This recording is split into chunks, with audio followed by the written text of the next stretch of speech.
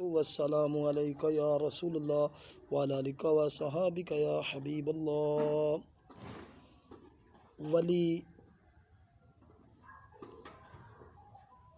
مادرزاد پروردہ آغوش ولایت مہر طریقت حضرت صاحبزادہ پیر سجاول الدین صابری چشتی رحیمی رحمۃ اللہ تعالیٰ علیہ کی ولادت بسعادت 8 نومبر 1935 کو حضرت خواجہ غلام معین الدین سخی صابر دین حسن ثانی رحم الدین صابری چشتی علیہ رحمہ کے گھر واقعہ ببر کی شریف ہوئی۔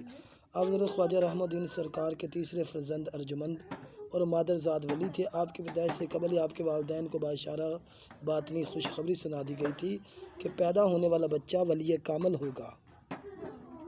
چنانچہ جب آپ پیدا ہوئے تو آپ کے چہرے کے نوار و تجلیات کا یہ عالم تھا کہ دیکھنے والا پکار کر کہتا تھا کہ یہ ولی کامل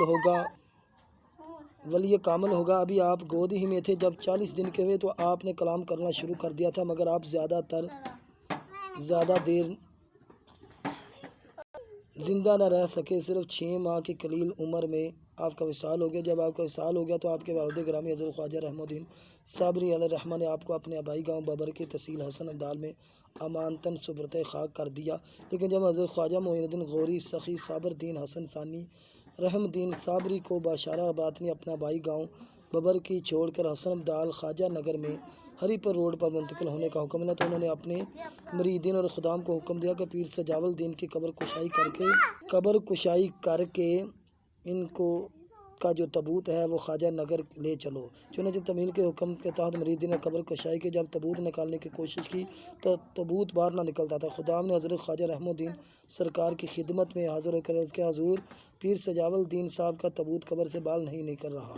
آپ نے فرمایا ٹھیک ہے تم یہیں ٹھہرو۔ آپ بذات خود قبر میں تشریف لے گئے اور کچھ دیر مراقبہ کر واپس تشریف لائے۔ فرمایا فوراً ایک بکرا لے کر آؤ۔ چنانچہ بکرا آپ کی خدمت میں حاضر کیا گیا۔ آپ نے اس قبر کے قریب اس کو ذبح کیا اور اس کو ذبح کرنے کے بعد اس کا خون پیر سجاول الدین کی قبر میں ڈالا اور آپ کا تابوت نکال کر ذبح شدہ بکرا اس میں دفن کر دیا اور آپ کو خواجہ نگر دفن کر دیا۔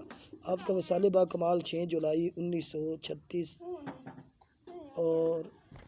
کو ببر کی شریف نزد دورہ گاؤں میں ہوا۔ مزار فیض آثار خواجہ نگر شریف ہری پور روڈ نزد ریلوے اسٹیشن حسن ابدال کے علاقہ میں موجود ہے۔ سبحان اللہ۔